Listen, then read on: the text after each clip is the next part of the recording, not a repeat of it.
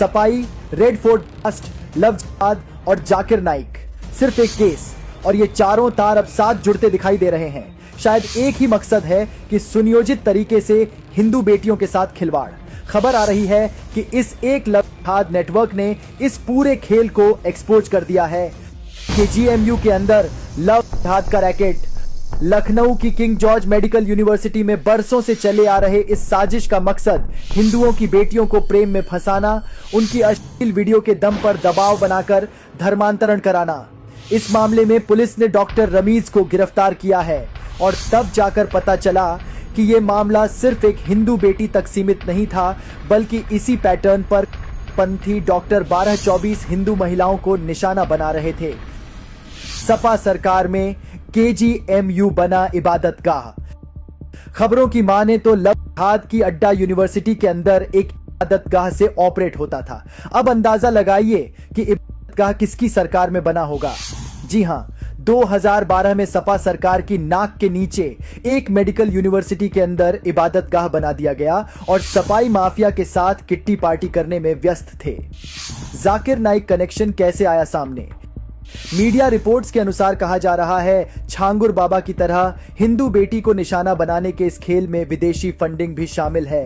आरोप तो यहां तक है कि कांग्रेस के private NGO Rajiv Gandhi foundation में फंड करने वाला भगौड़ा जाकिर नाइक भी इस कड़ी में शामिल है।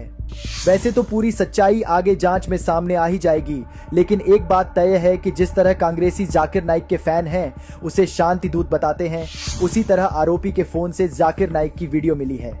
खबरों की माने तो मेडिकल के अंदर जाकिर नाइक की विचारधारा फैलाई गई और अंदर ही अंदर हिंदू लड़कियों को चुन चुनकर टारगेट किया गया। माफियों के खात्मे के साथ साथ ये काम भी डबल इंजन सरकार में ही हुआ। पीएफआई सपोर्ट सिस्टम और लाल किला ब्लास्ट। जांच में यह भी सामने आया कि इस पूरे नेटवर्क को पीएफआई जैसे संगठनों का संरक्षण मिला हुआ था। मुख्य आरोपी का अब्बू सलीमुद्दीन पर आरोप है कि वो 4 राज्यों की 4 हिंदू महिलाओं से शादी, जबरन धर्मांतरण और पीएफआई से 2 बार सम्मानित हो चुका है। यानी ये सिर्फ एक व्यक्ति नहीं, बल्कि पीढ़ी दर पीढ़ी चलाया गया। ध्यान देने वाली बात है कि पीएफआई से सम्मानित व्यक्ति पर सपा सरकार कैसे कार्रवाई करती, क्योंकि जब मोदी सरकार ने इस पर बैन लगाया था तब विपक्ष ने इसका विरोध किया था। Delhi blast connection.